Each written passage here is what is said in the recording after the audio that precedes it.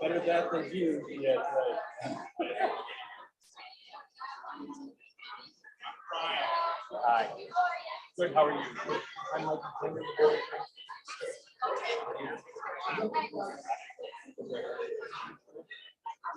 oh, please.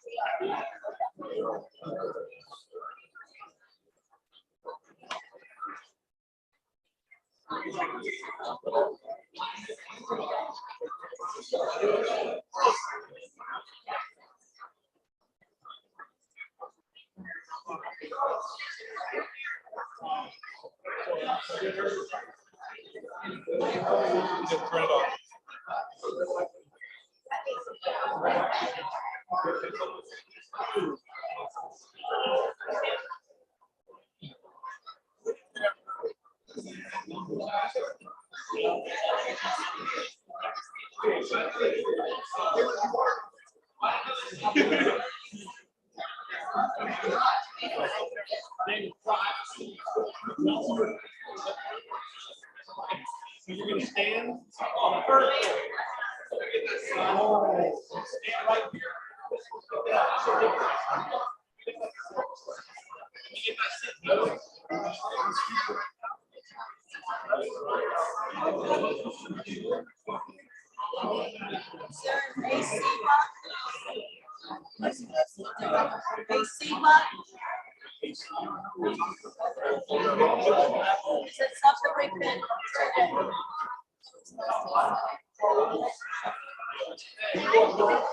Computers down.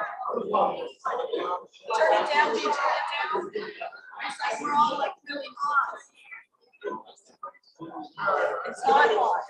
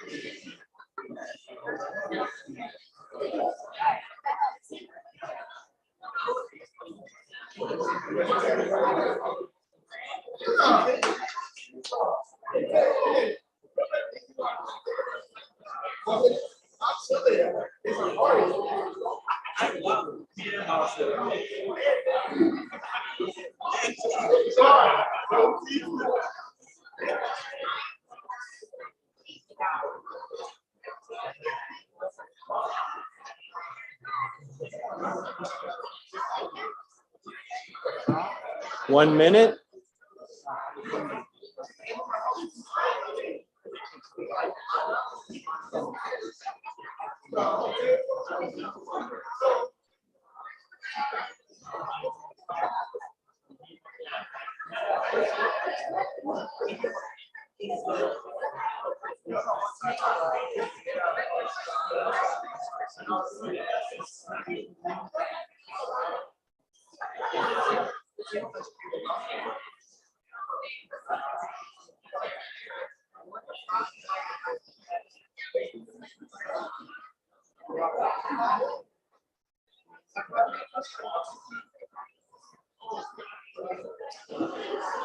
Good evening. Good evening.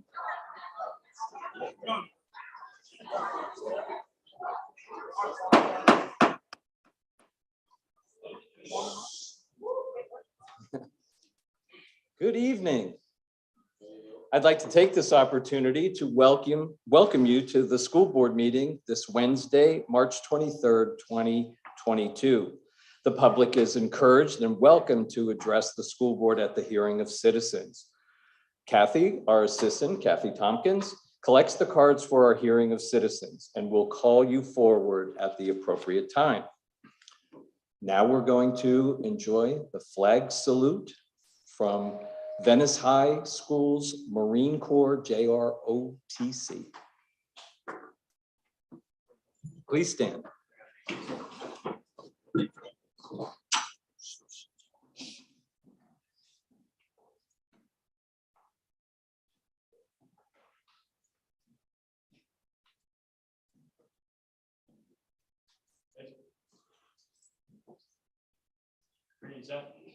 Coach.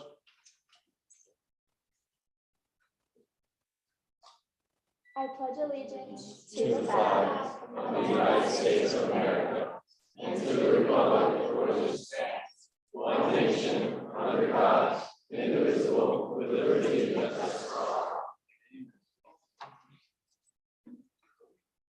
Terry. Coach. Cut. Face. Forward. March.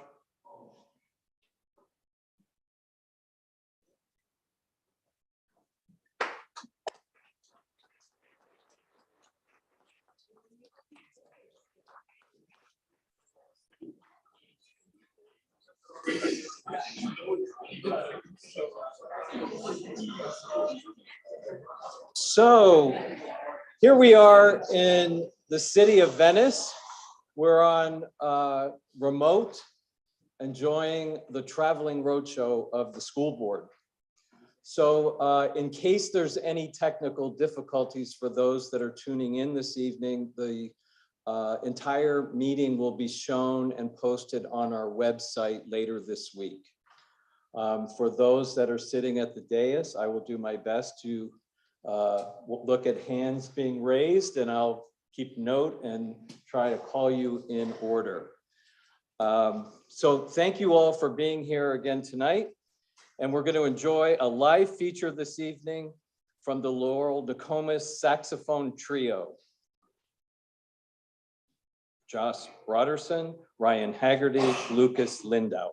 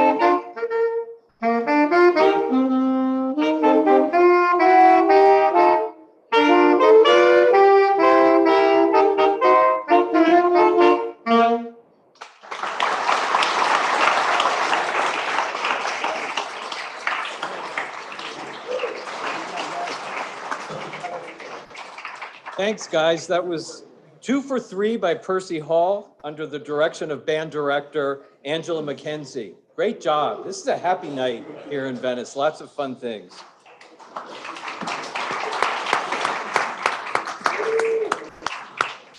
Next, we have the Venice High School Choir conducted by Brittany Smith. And we're going to hear Sisi Ni Moja, which translated is We Are One.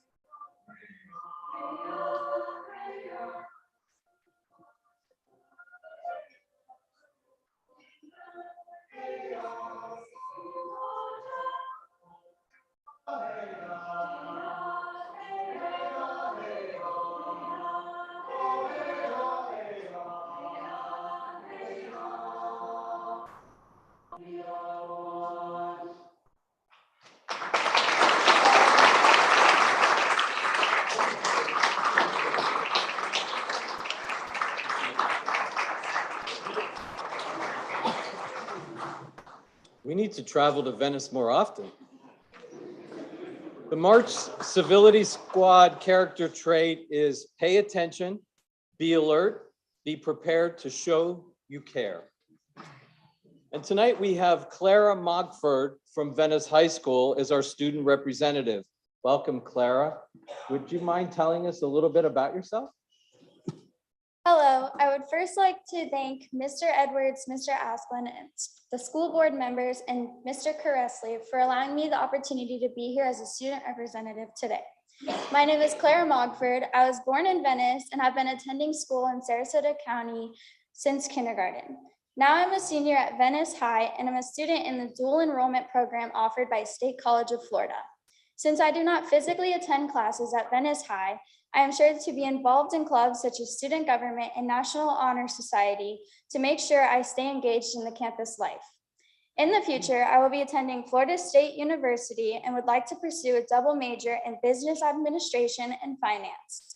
Aside from school, I have been in customer service at Publix for 4 years and intend to reach for a career in the Publix corporate office or management in retail.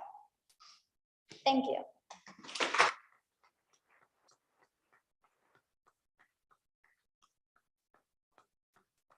Sounds like a good plan. I like it. Can you tell us, Clara, a little bit about the civility trait and what it means to you? As you said, this month's character trait is pay attention, be alert, be aware, be prepared to show you care. This is meaningful to me because as an anxious teenager, shifting from a middle school of 300 students to a high school full of 2,500, I was nervous about the upcoming change. But as I walked through the front doors on the first day of freshman year, all my jitters went away. I was comforted to see staff members and student warriors in the hallway guiding new students. There are also helpful signs and encouraging words in the hallways on every wall, which helped me get the at-home experience. As I got older, the crucial assistants on our campus continued to stay with me and my classmates. We practiced monthly fire drills, severe weather drills, and lockdown drills to help all students feel safe in case of an actual emergency. Being able to overcome my own anxiety inspired me to connect with marginalized students on our campus who may feel more vulnerable to these sensitive emotions. Every day for 2 years, I mentored in the IND classroom, and through that, I have built so many unforgettable friendships. From tutoring in subjects like math and reading to mastering culinary skills and organization, this opportunity has encouraged me and my peers to be careful and show kindness in all situations in or out of school. It is my ultimate pleasure to be representing all the amazing students at Venice High. Thank you for coming here today. It's just different here.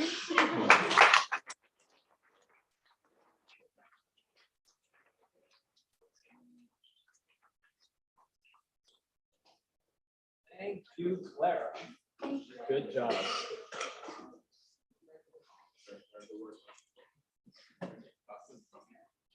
Okay, now it's time for the special presentations. For the first presentation tonight, we'll be recognizing Women's History Month. I'd like to invite Mrs. Kelly Ellington, Director of Curriculum and Instruction for Elementary Schools, to the podium to start the presentation. Good evening, everyone. Good evening, Mr. Vice Chair, Dr. Asplin, school board members, Mr. McKinley, and Clara. Nice to meet you. So it's really nice to be here tonight. I'm so privileged that I was asked to introduce our first special presentation. I have some fond memories of this particular school, having spent many of my years there. As you know, March is Women's History Month, but you may not know that International Women's Day was first celebrated and recognized globally on March 8th in 1911. And then by 1986, it was extended to a whole month. So for decades, we've been celebrating the contributions and acknowledging the contributions of women during the month of March. As part of Florida's required instruction, our teachers have been planning and delivering lessons and activities around the contributions that women have made during the month of March for Women's History Month. So we want to appreciate and acknowledge all of our teachers who are working really hard and our district specialists who are helping bring these acknowledgements to the children, to the students. many of whom, by the way, are women themselves, many of our teachers and specialists, if you didn't know. And two of our district specialists want to give a special shout out to. You've seen them many times before for special presentations. There are social studies, there are program specialists for social studies, Tracy Prince and Dr. Burnett Bennett. And they really help support the schools in all the social studies and required instruction planning that goes on in instruction. But we really want to highlight tonight one particular example of what happened at one of our elementary schools. And so in a minute, I'm going to call up the principal. But again, just to recognize all the contributions that our teachers are making across the district, to recognize the contributions women have made this month. I'm particularly proud to introduce the principal of Taylor Ranch School, Tara Spielman. She's going to help showcase how the students at Taylor Ranch are learning about these contributions that women have made here in the United States and beyond. So,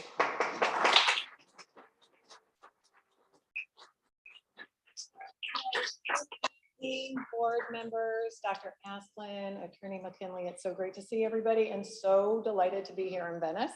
A few degrees cooler would be nice, but I'll take it. It's just awesome to be in my hometown. And I'm delighted to share with you just a brief highlight of what we are doing at Taylor Ranch to celebrate Women's History Month.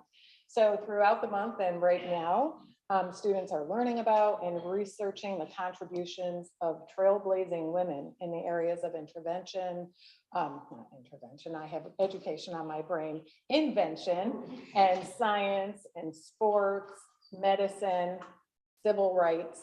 But tonight I am here to share with you really the great opportunity our students are being afforded in their art classroom. You know that saying when we always say the right person's in the right position, we say we have the right person on the seat of the bus, they're on the right seat of the bus. I absolutely feel that with our art teacher, Miss Friend. She was our science lab teacher for 4 years, did a fantastic job, but really carried a passion for art because she herself is an artist and illustrator. So one great thing she did last month, I mean, I was impressed by this. She had each grade level studying a different Black American artist, and they learned about the artist, and they also then replicated work similar to that artist's style. And then this month, she took the same concept, raised it up even higher to honor and celebrate women artists. And she has students studying women across the globe. So the students are learning about the artist's culture, they're learning about their country, and of course, the artistic style. So I want to say truly that the art program at Taylor Ranch has transformed this year. The depth of content and the connection to standards really is grown tremendously under her guidance. So I am very proud to introduce to you Miss Friend, who will share with you a bit about her project and introduce two of our amazing Taylor Ranch trailblazers. Thanks.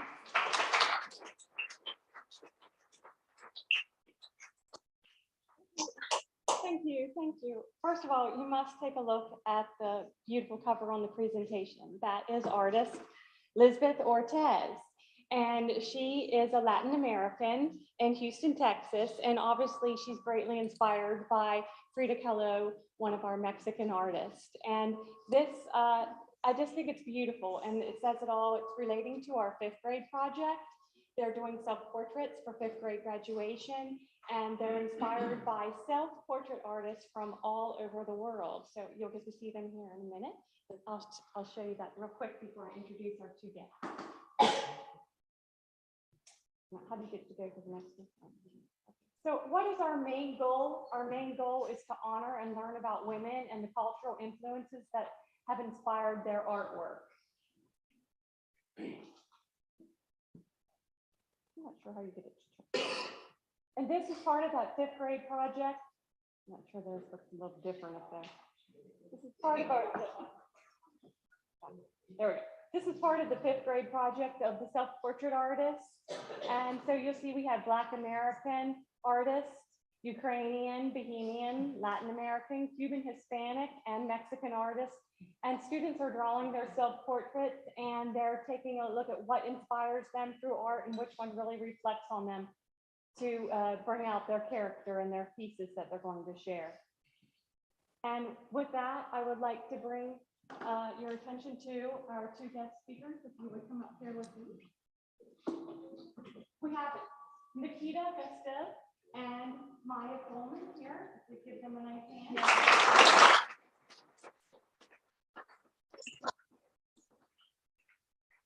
Nikita is our third grade representative and Maya is our fourth grade representative, and they're going to take some turns sharing with you some wonderful things that they've been learning about. Hello, everybody. My name is Nikita, and I would like to tell you about what we're studying in art for Women's History Month. Recently, we started a project, Clay Mushrooms, inspired by Japanese artist Yayoi Kusama. She's 92 years old, and she's also famous as Princess of Polka Dots. The objects she makes are covered in polka dots and reminds her of her childhood in Japan. I have enjoyed learning about the art and culture of Japan. Real art is about words and can express things that can be otherwise expressed. I love art because it helps me express emotions, feelings, stories, and dreams. With art, we can express and go through love, grief, pain, and joy. It can make you smile, cry, feel sorrow, and happiness. Art takes you on a journey to places you've never been or never likely to go. You can escape and see the past or the future.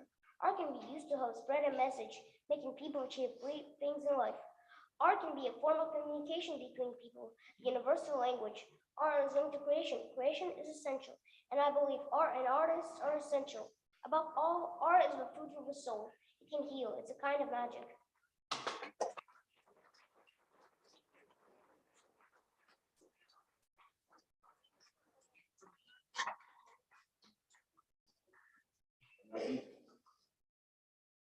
Nikita is showing you the clay mushrooms that they made in class in honor of your work this summer.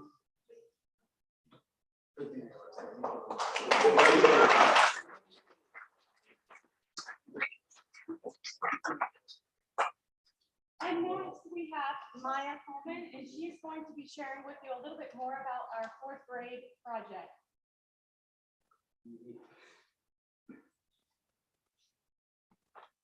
Hi, good evening. My name is Maya Coleman. I'm a fourth grader at Taylor Ranch Elementary. I want to thank Ms. Spielman, my principal, and my art teacher, Ms. Friend, for giving me this opportunity to represent all of fourth grade.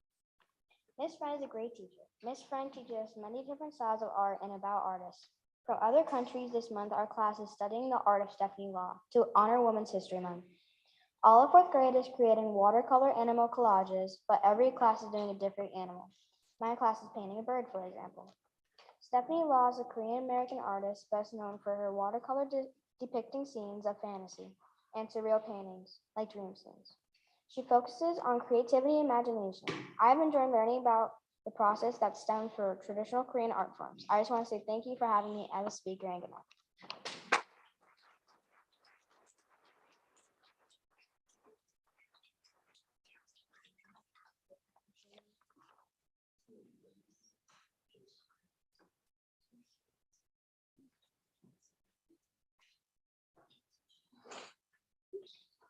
All right, thank you very much.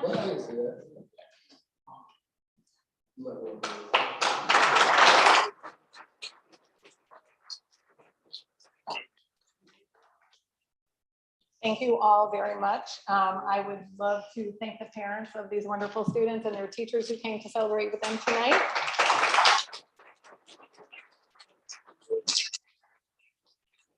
And I know you have a packed agenda, but if I would just ask that you stand so our two young students could stand there with their artwork and we could take a picture, that would be beautiful. Thank you.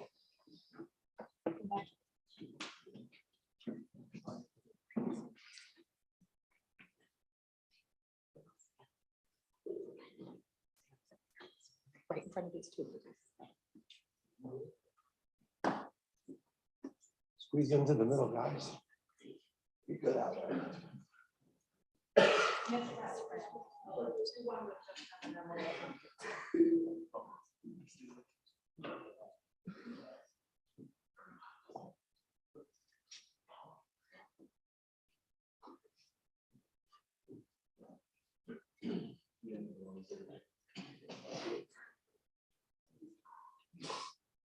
Smile, everybody. Yeah. I'm gonna jump in.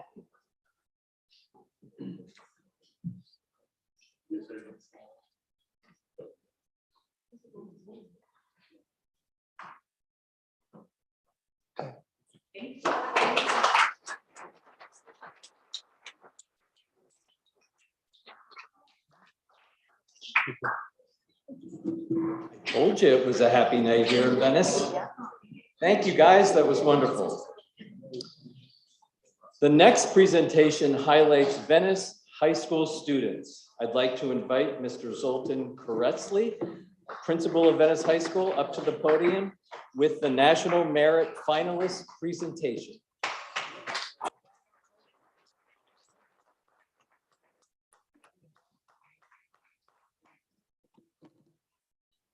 Feel bad I have my back here. Okay, good afternoon, Dr. Asplin, school board members. Thank you for acknowledging our students today and giving me the opportunity to introduce two extraordinary IB students. Of the 1.5 million students that took the PSAT, 1/3 of the 50,000 high scores on the PSAT are notified that they have qualified to be semifinalists. These students are the highest scoring entrants in each state. Semifinalists that meet high academic standards and all other requirements for the National Merit Scholarship Program become finalists. Only 15,000 semifinalists are notified that they are finalists and may be chosen to be Merit Scholar designees. To be selected from so many bright students speaks to their academic excellence. It is also a testament to their families' commitment to education and our own Venice High teachers nurturing academic growth. I am very excited to announce that from over 1 million entries, Haley Sprague and Alexia King have advanced to finalist standing. Please come forward and receive this recognition.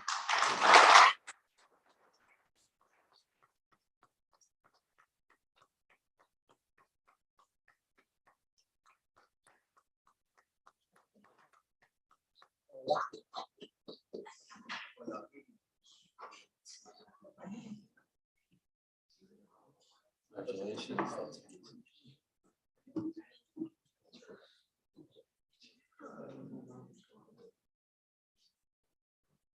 Slide down to the center a little bit. There we go.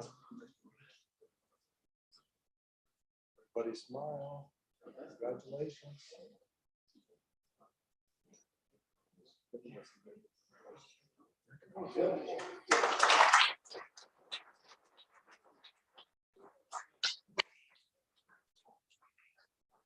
At this time, I'd also like to turn things over to our district athletic director, James Slayton.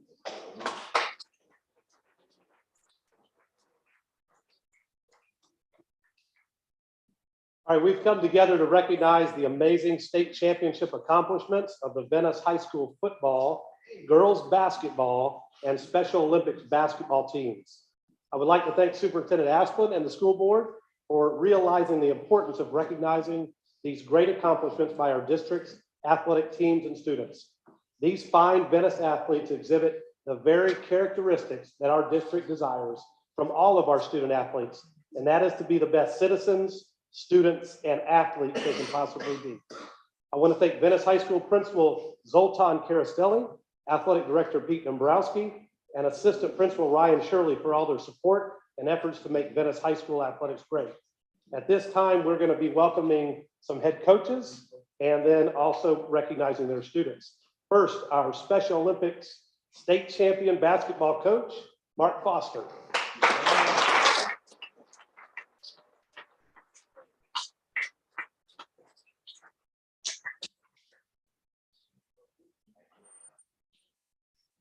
Hello and thank you. I'm just a basketball coach.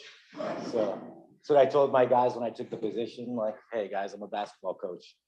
As a coach, I sell it. If they buy it, we win. If they don't, I don't succeed as a coach. So they bought in, they put in the hard work. So truly the recognition goes to the 2 of our 10 players that are Venice students. So I'd like to bring them up. Come on, Jackson Riley.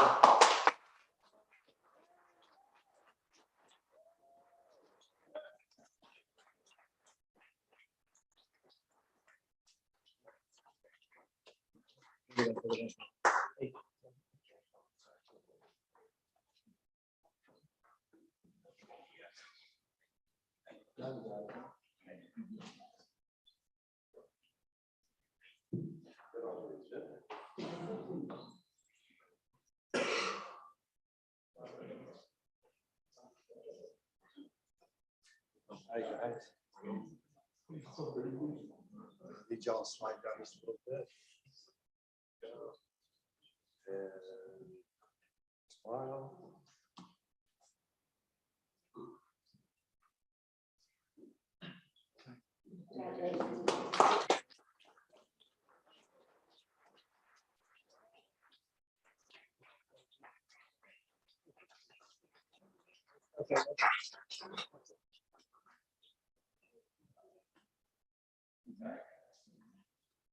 All right, next we have Coach Jeremy Martin representing Venice High girls basketball as academic state champions.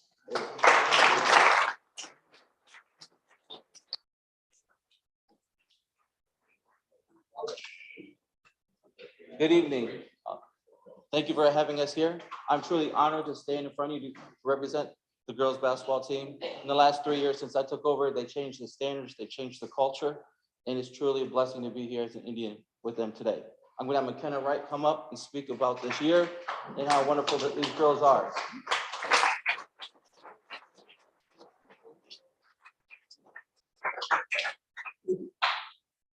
First and foremost, I'd like to begin by thanking everyone for being here tonight. Myself and my teammates were extremely excited to be here to come tonight. And I'm not gonna lie, when my first coach told me to come up here and talk about the season, I was not quite sure what I was gonna say. But we had a great season and made so many fun memories, I knew it would be easy to talk about. Playing a sport in high school is not easy. You are not only an athlete, but you are a student athlete. First and foremost, this program is all about commitment. We first started working hard back in the summer and went for a season that didn't start until the winter. We put the work in on the track, in the weight room, and on the court. To be a part of a program with such high standards is not easy. You are constantly being pushed to your limits, mentally and physically, to be the best player you can be on and off the court. Being an athlete gives you the opportunity to be a part of something greater.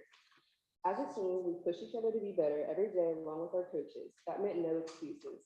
Late practices, never-ending sprints, late night studying, watching film with the team, and sacrificing yourself to be a part of something greater is what it means to be an Indian, and that is what it's all about. I just want to say thank you to my teammates, the coaches, and the parents for all they have done to make this season memorable for all of us. The friendships we have made, the stupid things we have done together will be times we will never forget. From last summer to early fall, to finally season, from the bus trips to the team dinners and long practices, I feel like as a team, we know each other better than anyone else could know us. From the silly arguments to the dying laughing on the floor moments, we always have and will be a family. I remember in preseason when we went to Tampa for a tournament with all the new incoming freshmen, it was a wonderful experience to start getting to know them, not only on the court as players, but also hanging out downtown after games. We had a blast hanging out in the rooms and playing games, but little did I know this was just the start to an amazing season. We have had so many incredible basketball moments. From killing teams to battling for every point, we have had a season I will never forget. One of the things I love about our team is that when another player is down, somebody always steps up.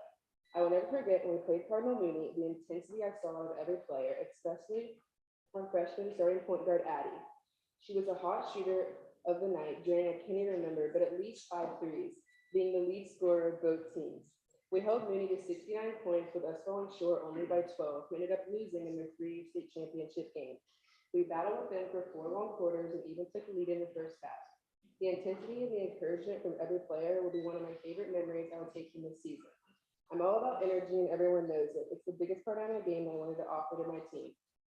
Every player stepped up on a different night every week. Whether it was Nikki leading the team and scoring against DeSoto, Tessa against Lemon Bay, Zoe scoring big at Liquid Ridge, Shay lighting it up at Manatee, and Mags at Riverview. We always have each other's backs and step up when we need it the most. This team picked each other up if one was down, whether it was in basketball, school, life, or whatever they needed, we were always there for each other. To both of our seniors, Ella and Nikki, you have been a part of an amazing program the past 4 years. You do not need to be sad it's ending. Appreciate that you had this opportunity in the first place. We all hope you stay in touch with us and take all that you have learned from this experience.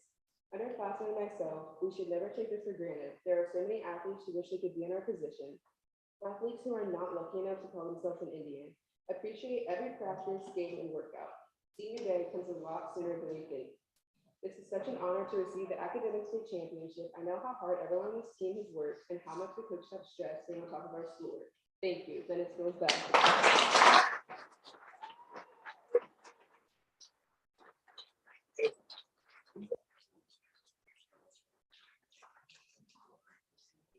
And it wasn't mentioned, not only did they win the academic state championship, they had an overall unweighted GPA of 3.8.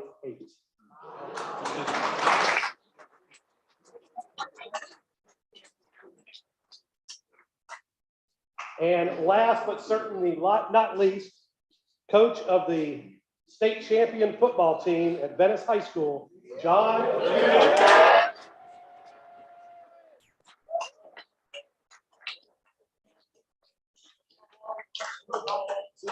Microphone? This is my phone. I don't feel like I don't want to turn my back to these guys. That makes sense. So come over here.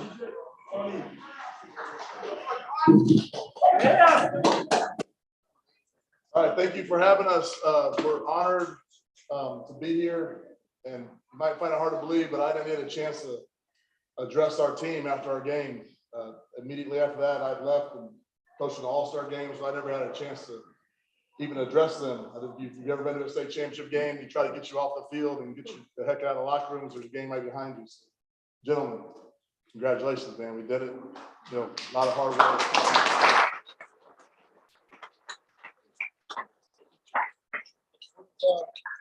One of the most special things about this season is, you know, we talked every day about being selfless and not worrying about your stats and not worrying about what you personally gain from anything, but being selfless and being a great teammate. That's the only thing we ever talked about. We never talked about any scores.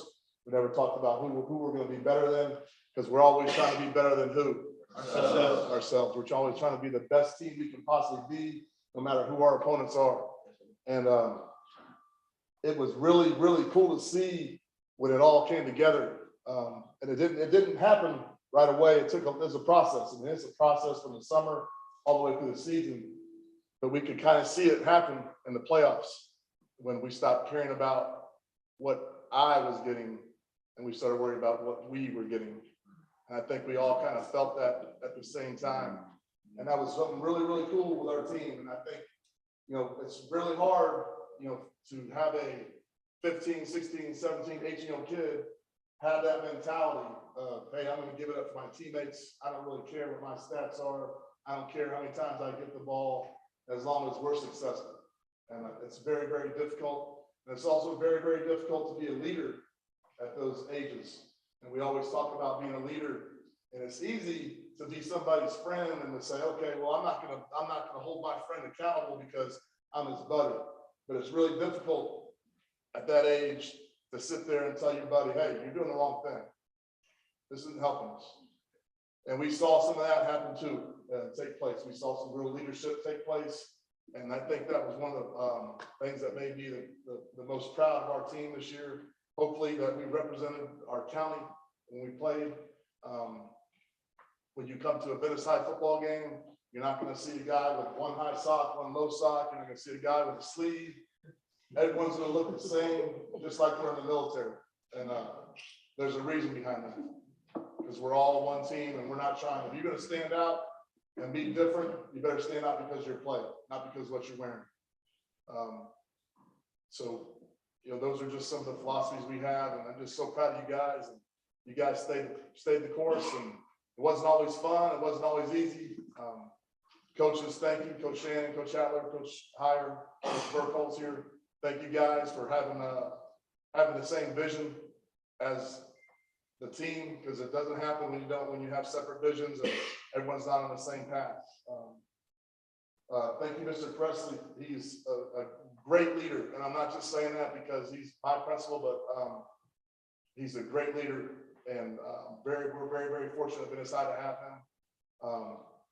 Dr. Asplin as well. He's got a great vision for our county, and one of the most impressive things when Dr. Asplin was at one of our games.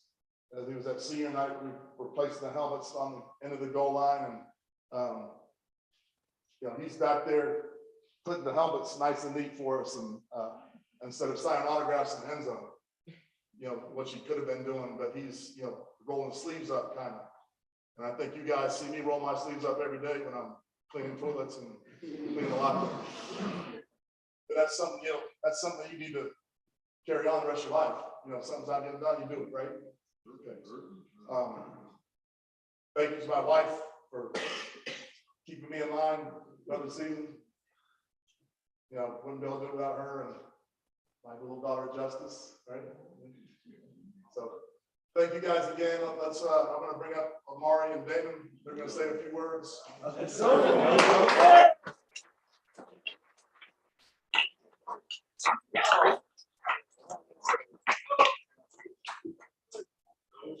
I can't really explain how, I can't put into words how I feel about this team. Transferring from another school, I didn't know how I was gonna be coming here. But from the first day I stepped into the locker room, they treated me like family, like I belong there. I want to thank all the coaches, Coach P, Coach Shannon, all the coaches. I want to thank the school, Venice in general, and Venice Nation. Thank you. All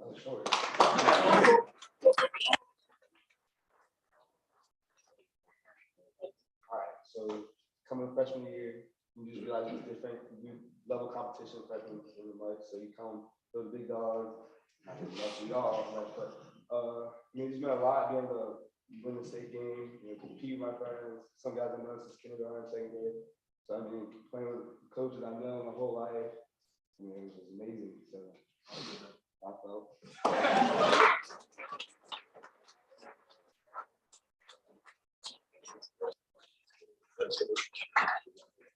Yeah, like 17 years ago, I told Damon like this.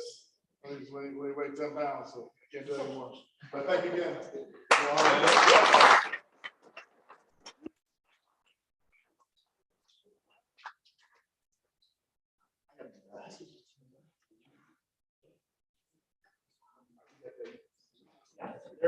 Thank y'all.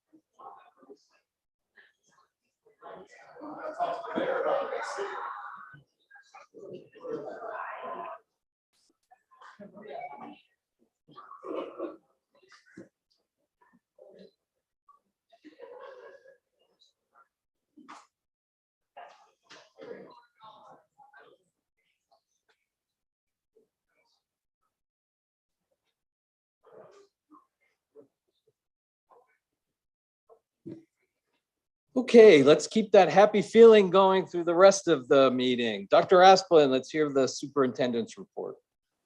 All right, thank you very much, Mr. Edwards. And I know everyone kind of got out here quickly, but I do want to say congratulations to all of our students once again. Performances, the hard work, the athletics, the merit finalists. It's just amazing work that our students do and the dedication that they have and the commitment that they have to their studies and to their activities. We are very, very proud of our students and our teachers and our coaches. So thank you very much. I had a couple of items here. First of all, I also wanted to recognize students from Northport High School. They achieved the top results in Outstanding Cambridge Learner Awards. Northport High School is pleased to announce the Outstanding Cambridge Learner Awards. They have been received from the spring of 2021 assessments through Cambridge Assessment International Education. 99 Northport High School students received these prestigious awards to acknowledge outstanding performance in June 2021 Cambridge Examination Series. Of the 99, 59 were recipients of the Scholar Award, 28 were recipients of the Scholar Award with Merit, and 12 were recipients of the Scholar Award with Distinction. Another one, and this is hot off the press, and I think we'll have this student come maybe next to our next board meeting, but Joseph French, he is the top student for ACE chemistry in the United States of America. Yes, yes. So we will bring him in here next, during the next meeting.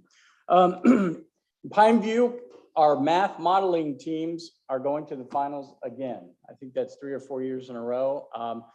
The same team has made it also to the top 3 in computing. They are on their way to, they will be on their way to New York City next. Those students are Uday Goyet, Brennan Halcomb, Lisa Zhang, Max Rudin, and Nolan Boucher. So I want to congratulate them and their teacher, Dr. Mattia. And then also Over at Bay Haven, Miss Barnett's students in the Odyssey of the Mind state finals, they were in the K through second grade Division I structure team, and they placed third overall in the Odyssey of the Mind tournament. And their main goal this year was to go there and gain experience, and actually came in third place, which was really, really great. And so now they've been invited to the World Finals in Ames, Iowa on May 25th through the 28th. So we're gonna try and get them there for that competition. So I want to congratulate them. They did a fantastic job.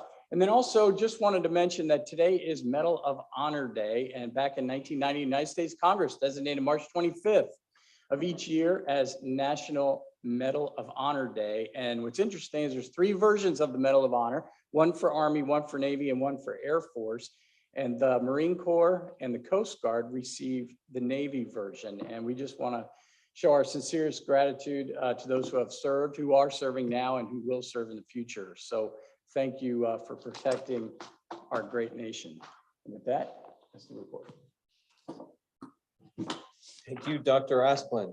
I thought the presentations tonight really covered all the bases. We had wonderful music, performances, art, academics, and athletics.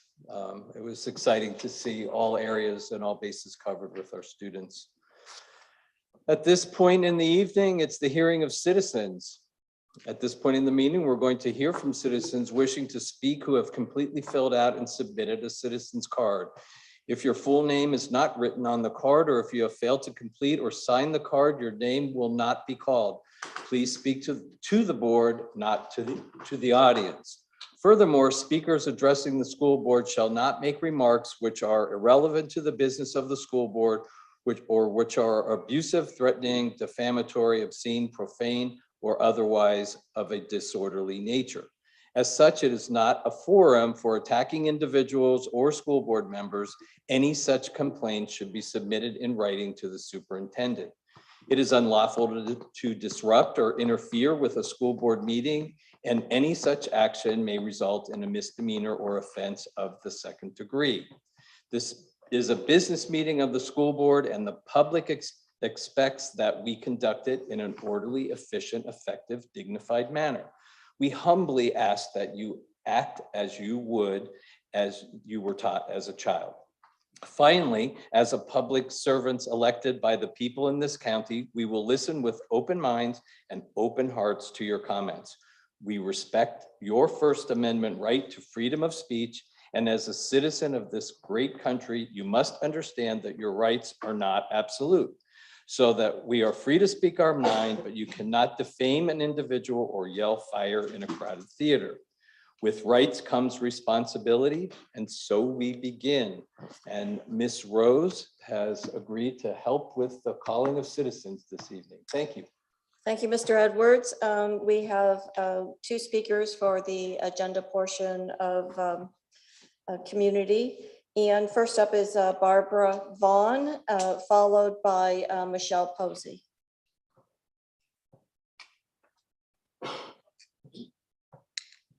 Where is the microphone here? It's got the red light, Barbara, Okay. Mrs. Vaughn. Okay.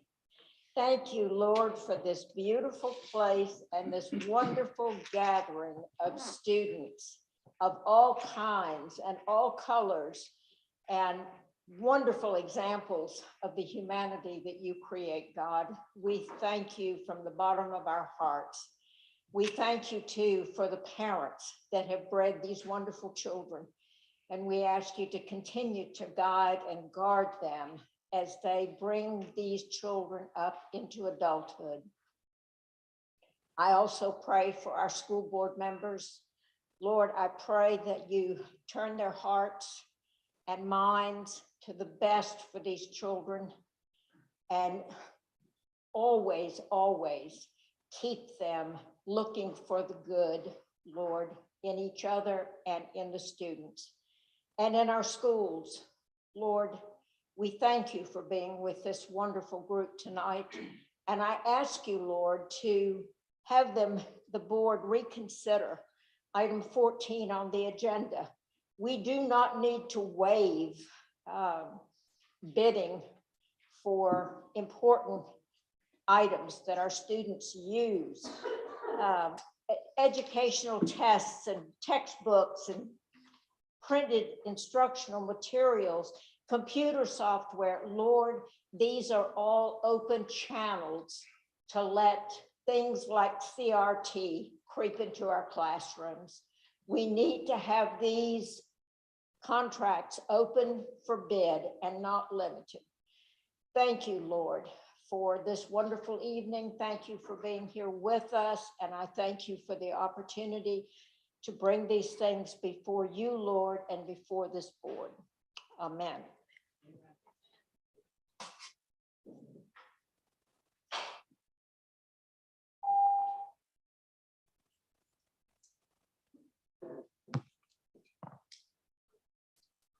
We state our name, right, at the beginning of stuff. Yeah, Michelle Posey, I'm from District 3. There's a couple of agenda items that I wanted to talk about. One is agenda item 11 and 13. I know that they're listed with the amounts that we have. One is 270,000, the other is 75,000. It did state online that the purchasing department has already reviewed for competitive solicitations on those, but those competitive solicitations were not given. So I thought maybe moving forward, I know that the purchasing department has taken care of that, but it would be beneficial for the public to maybe see what those are. Also for agenda item 12, the cost increase for metal fabrication, no shocker there with the cost increase in construction at large. But the original contract would have been nice to see from 2017, just in that spirit of transparency. So we know what the increase is, maybe to see the original contract would be beneficial online. And to wrap it up today, item 14, which I think a lot of people maybe have an issue with, you're obviously sidestepping the purchasing policy through 11B, and I get it, you can do that. But in a time like right now where a lot of our citizens aren't even coming to this meeting because of gas prices.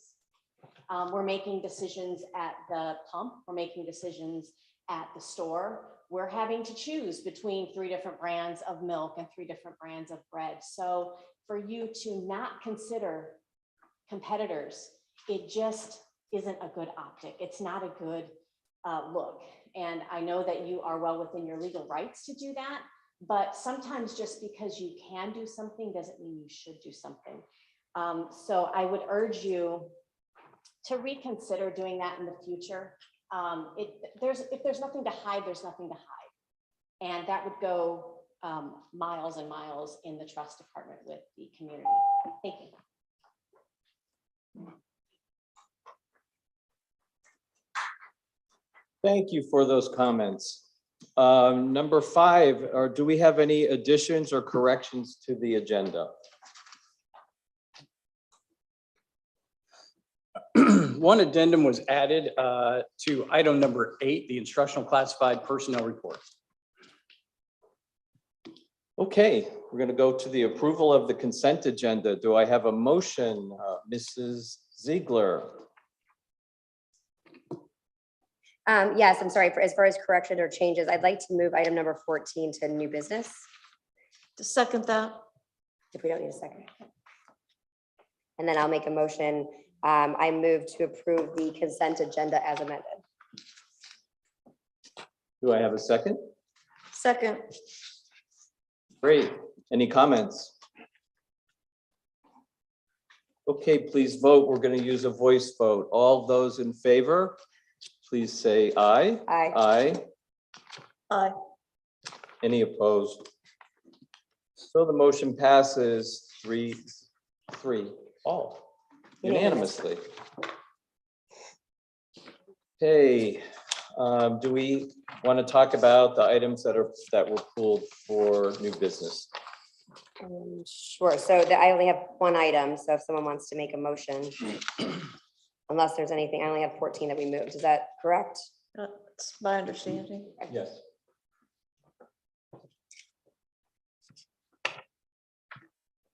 Need a motion. I don't. I guess we need a motion. Sure, I'm happy to talk about item 14 if permitted? Absolutely. Thank you, Mr. Edwards. My challenge with Solution Tree coincides with my priority being trust in the community and reuniting us. I think that is key before we can move forward with the kind of quality I'm looking for in our schools, and that requires a united community. I would like to see agenda items and Solution Tree specific to who are the consultants. I don't think that we can communicate enough or better. For me, uniting us and trust comes with, I have to hold myself accountable to being a better communicator. And for me, that's going to require specifics, given that Solution Tree can provide us with any one of a number of things. And in my work with professional development for 30 years, we really focused in on consultants, the background of those consultants, what they had to offer us as a community, what that growth would be relative to teacher buy-in. So that is my stance on Solution Tree, and that won't be changing. I will not be supporting item 14. Mrs. Ziegler. Thank you. So I had pulled this, I had a couple people reach out to me, and I think I always a lot of times focus on process regularly. And I know that in item 14, there's a number of contract financial extensions, and one of them is an item which is Solution Tree, but that, if you recall, Dr.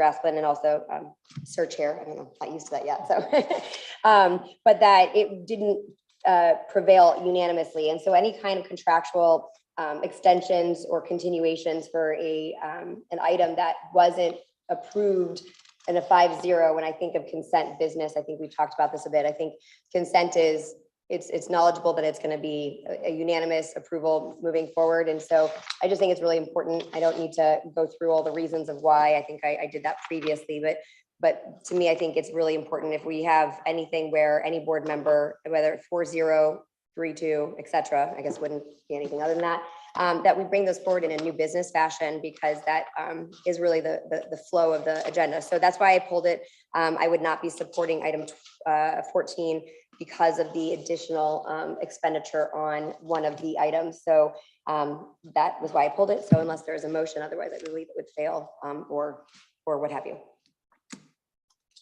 I'm going to go ahead and make just brief comments. We've been down this road before with Solution Tree. So I'm a little, frankly, not surprised, but am disappointed that it was pulled for new business and not approved unanimously on the consent agenda. Having said that, I appreciate that our community is perceived as divided. And there are people here that represent some of that division, but our referendum just passed with at an 85% approval. So I don't think our community is as divided as we're perceiving. So I appreciate the fact that I'm going to go ahead and call the vote and looking for the passage of number 14. Can I have a motion? I'll make the motion, I guess, since I'm the only one. I make a motion that we pass item 14. No second. I'll second it I'll always second any motion, no matter what. So thank you, Mrs. Ziegler. That way it'll go down in history. Okay, all those in favor, say aye. Aye. All those opposed? No. No. And the motion fails 2-1. Okay, now we have the tail end of the member comments. Ms. Rose.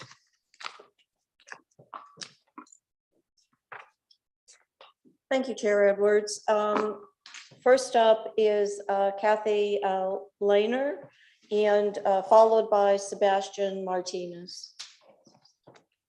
And please announce your name, and if I didn't say it correctly, I apologize up front. Good evening, Kathy Lehner. You said it correctly. Thank you. President, CEO of the Venice Area Chamber of Commerce. Thank you for letting me be here tonight.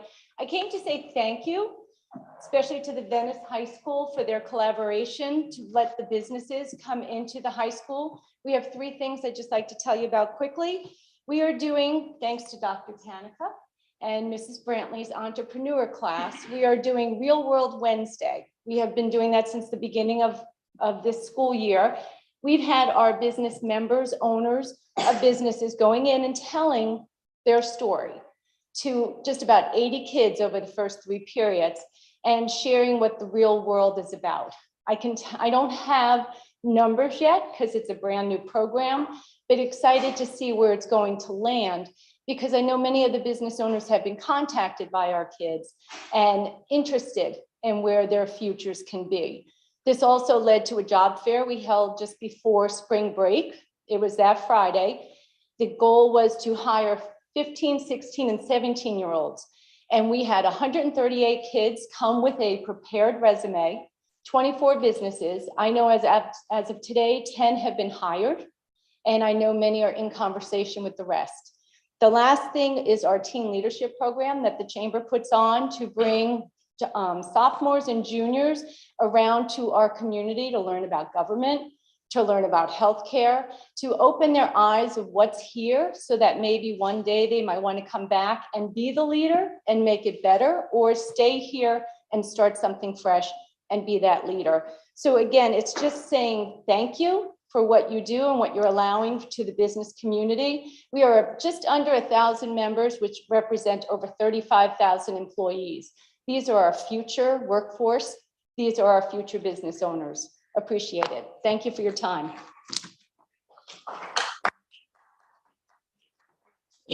On deck is Jeremy Sprague, please.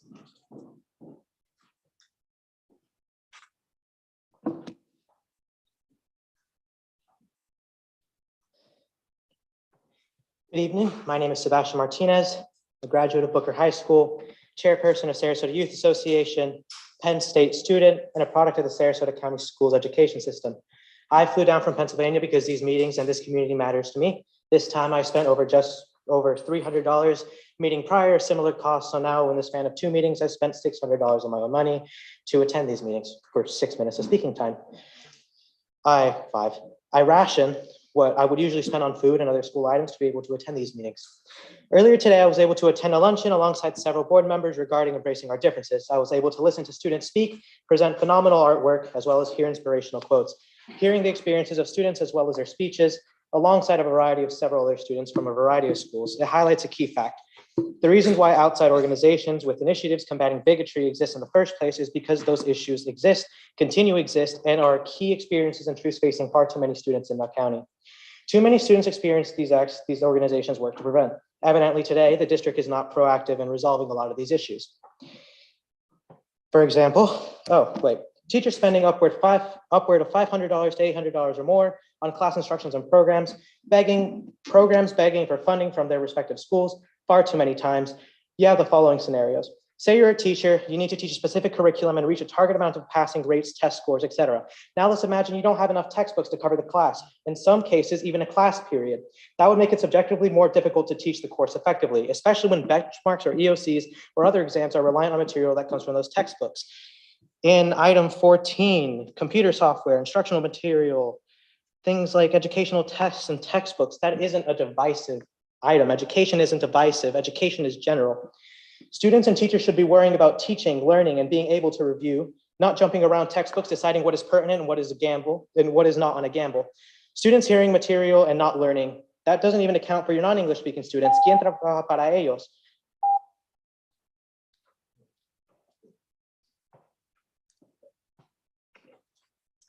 On deck is Michelle Posey, please. Just want to say thank you for letting citizens talk. I think mine will probably be a little less controversial than maybe some other stuff you'll hear. I was actually surprised. Obviously, I'm Haley's dad, so I have a high achieving child. I have nieces and nephews in the school system. I was surprised to hear that we don't recognize valedictorians, salutatorians anymore because of the pressure on things. I wasn't fortunate enough to be in that caliber of academics, but I very much remember in sports, there's ladders that say you're number 1, you're number 2, tennis, weightlifting, swimming. I was part of team sports. So I would say we should maybe as a county with you guys, probably the principals, come together and just understand why we're not acknowledging, specific academic success in a high school, when that's the whole point, right? You learn from academics. I was a sports player. You learn a lot from sports. I'm a small business owner, real estate investor. I work for a Fortune 100 company. I assure you that the pressures don't go away after, and kids need to do it. There's pressure there, but let's teach them how to deal with the pressure, and let's let them compete. And let's recognize them when they win academically, not just sports. So you guys do that, that's what you want, but I think it's worth the discussion over the summer. Probably not going to change for my particular situation with my daughter, but I do have younger children. I've got other people in the school system. I've got teachers that are family members. I've got friends and family that are administrators. So something to think about. We should recognize academic success.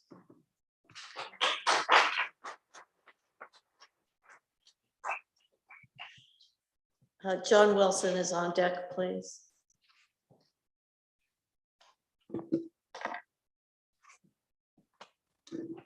Michelle Posey, District 3 still.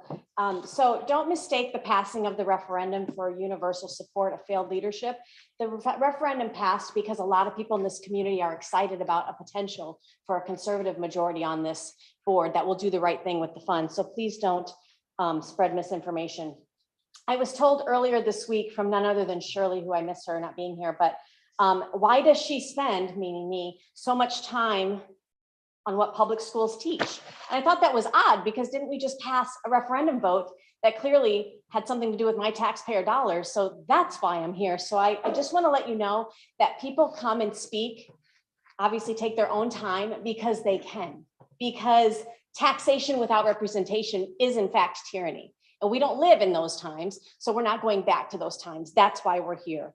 Unless, of course, you would like to refund the tax dollars from residents like myself who did not use the public school system all throughout their children's education career, then go ahead and be my guest. If you'd like to refund the tax dollars or actually give them to the students and let them travel wherever the parent wants to enroll the student, that would be great too. But if you want me to buy into an ideology that there's inclusion, equality, and equity, then that would include looking out for other people, including my neighbor who does send their child to public school. If that's truly what you believe, that's why people sit on the board without children. That's why people get involved when it's not even in their best interest to get involved.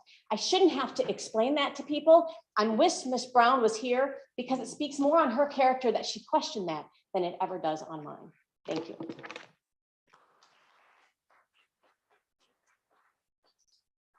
Jeffrey Scott on deck, please. John Wilson. I want to read you guys a definition.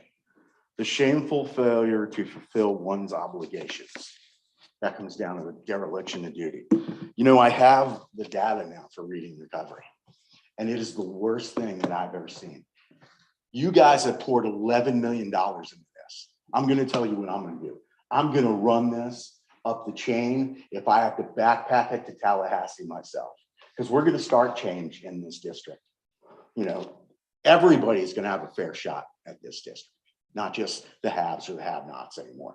Like, let's look at over spring break, Southside PTO. They put in AstroTurf for probably 50 grand. But, over here at Tuttle, they don't even have a PTO. So there's a lot of imbalance here in the county. So I have about 20 complaints against teachers and administrators, and I'm going to give them a Kathy before I go here tonight, because I want them in the minutes. Because your administrators pick and choose who they want to defend, what it comes down to. Whose rights are more important than the other kid? Well, let me tell you that everybody's rights is important, not just this child that has this or this child that has that. So we're going to start with cutting the cancer out. And Tom, let me tell you, if you want to see what you represent in this county, go to every school and see the child that's masked. That you represent those parents, which is not even close to being a quarter of this county. Thanks.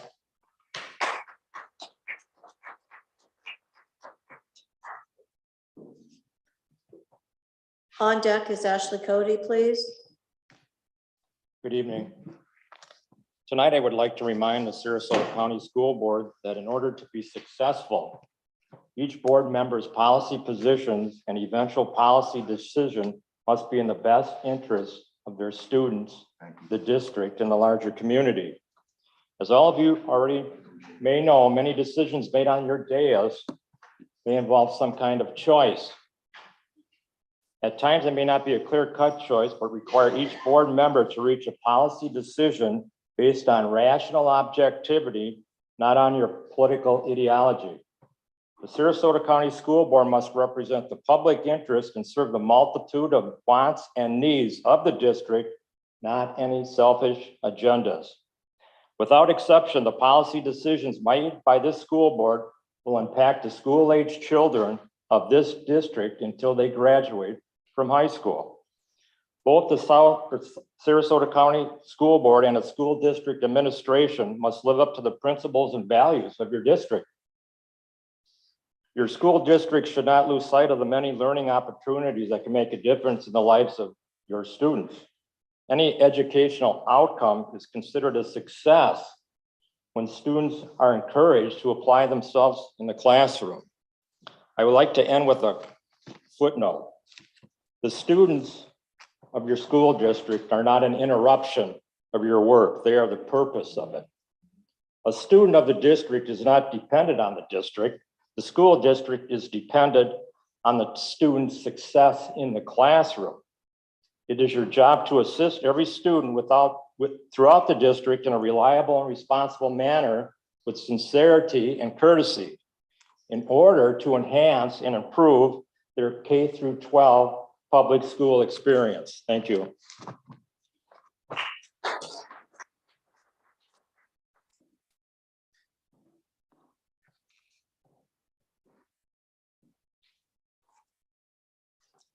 Evening, Ashley Cody, Moms for Liberty, Sarasota County. It's been a while. The Sarasota County District and Board have an obligation to all the children and families of Sarasota County. Parents and community members have spoken out against the third-party contracts due to the holes and lack of procedures between the district, staff, and these vendors. Back in June of 2021, we were assured by multiple members of the board, the superintendent, and attorneys on staff that these contracts were fine during a meeting and they were approved. However, recent events have shown that there are issues that need to be addressed and fixed. These contracts need to be pulled and procedures need to be implemented immediately to make sure other parents don't have to go through this. You have failed a local family. Parents that utilize these services need to be aware of what is going on and keep their parental rights. If you are not aware of the circumstances I'm referring to you, then you should be alarmed, as the board is tasked to oversee the decisions that impact the welfare of Sarasota students.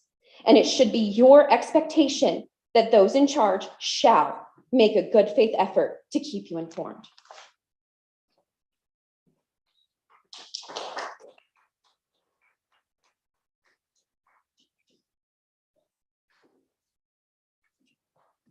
And that concludes that portion of the hearing of citizens. Thank you. Do we have any comments from board members?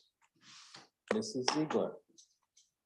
Well, thank you, Venice, V-Town, for hosting us this evening. It was awesome. And there's just something about Venice that has this amazing vibe, and maybe it's all the championships behind the curtain, but I think it really comes down to the community in which they are here to support. It's very, very Americana, but I think it comes down as a testament to the families, the staff, to the coaches, and just all around. So it's always a pleasure to be here. I wanted to take a minute and first thank all of Sarasota County residents for supporting the referendum. It was been, again, it's been mentioned that this is a point of pride in our community. We have very, very hardworking members of staff and devoted that will, you ask them how, you ask them to jump and they say how high, and they continuously deliver no matter what extraneous circumstances are put in front of them. And I know that our families are working hard every day to make ends meet with the challenges that we have. And again, our core focus is education.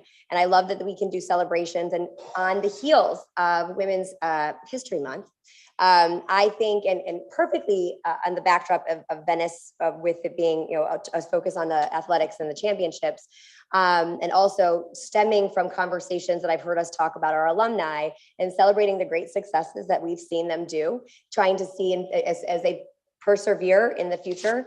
I wanted to take a moment to recommend to recognize, Emma Wyatt, who is recently was the second place runner, but the winner of the NCAA 500 swimming. Yeah, you can go ahead. Freestyle. And I think it's such a testament, because when you think about the amazing successes this district has created, whether it be academics, whether it be athletics, whether it be, and there's a number of them. And so what I would like to present and in the form of a motion, and then bring it back to the board for a final recommendation from the superintendent. But I would like to recommend that Sarasota County Schools create the Sarasota County Schools Emma Wyatt Alumni Award, where each year we will recognize a extraordinary alumni, and we will start with Emma Wyatt. So I made that in the form of a motion. Is there a second? I'm happy to second that motion. Thank you. And may I? Of course. Thank you so much, Chair Edwards. Wait, I'm sorry, we have a motion on the floor. Do you want to vote? Oh, sure, That's okay. absolutely. I apologize. That's okay. It's comments before. Oh, okay. Oh, I didn't know if she was commenting on that, or. No, just I'm other not comments. commenting on that. Okay. So please proceed. Okay, so to follow up on Mrs. Ziegler's motion to create an alumni award in the honor of Emma Wyatt. Yep. Is that it? That's correct. All those in favor, say aye. Aye. Aye. Oh, passed unanimously. That- Well done.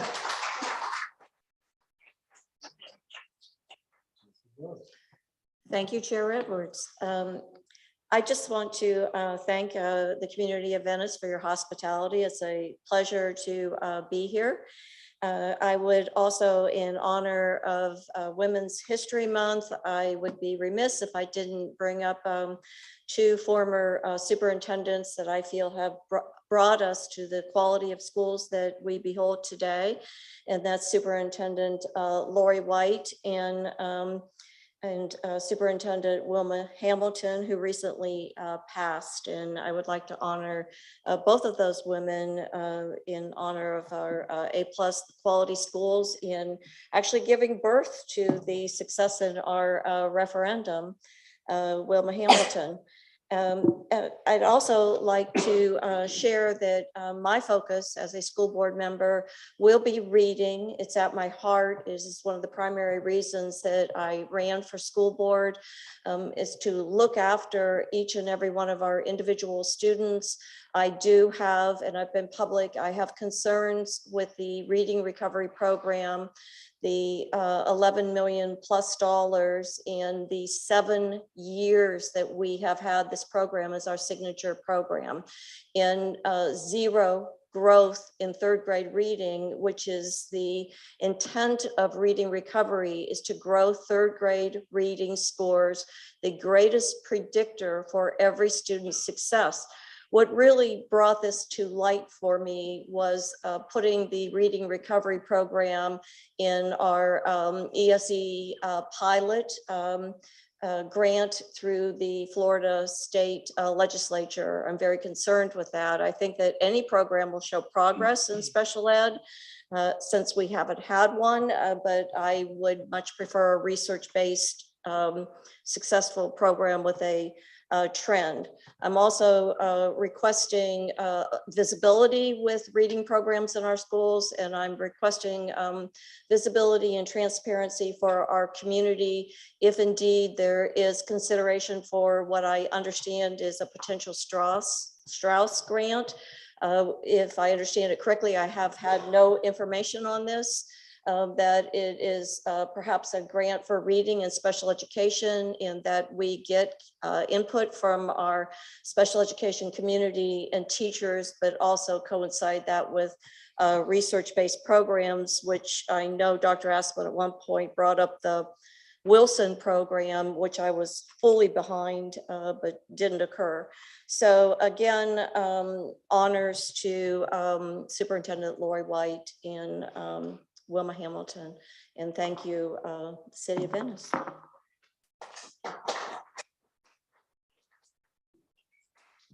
Thank you, fellow board members. I will pass to Dr. Asplund, since Mrs. Goodwin is not here, to get a discussion on one of our workshop agendas to examine reading recovery and like programs. I think that just goes in what we have been saying all along, is that we'll be reevaluating programs as we bring new programs on board. The ESE program, for example, I was very delighted to hear those results, and maybe it's a better program, I don't know. But I'm happy to suggest that we put it on a workshop agenda. And with that, I'd like to also, please, Dr. Asplund. No, I'm gonna thank Venice before we adjourn. So please help yourself. Yes, thank you very much. I do want to just mention also the reading programs. I know that you have mentioned you wanted a list of those per school and what's going on out there in our school district, and we have put that together. And it's something that I'm going to be discussing further with our group, and then I'll be giving that to you before the weekend. So I will send it to you electronically, and then we can discuss it in one-on-ones or at a workshop, either way. And also, as you know, that in our strategic plan, third grade reading by third grade is very important as part of the strategic plan, and part of that getting there is the pre-K piece, and the referendum is going to help us with the pre-K piece. So I want to thank all the citizens once again of Sarasota County for passing the referendum. It's going to help us a great deal in working through our strategic plan and helping our students read by third grade. So thank you to the citizens again. And then I also want to thank all of our employees again. Those of you in the back of the room, thank you for being here in Venice today. And thank you for the hard work that you do every day. Also, our principals and our teachers. Our teachers are amazing people, and they do such a great job. And then all of our other folks like food service, transportation, custodial staff. I just want to thank them. I don't think they hear it enough. Those 5,000 people do a fantastic job. And then these other folks in the back there are police officers. Thank you also for protecting us every day. So thank you very much. And with that, let's turn. Okay, thanks to the City of Venice for hosting us this evening. And with that, we are adjourned.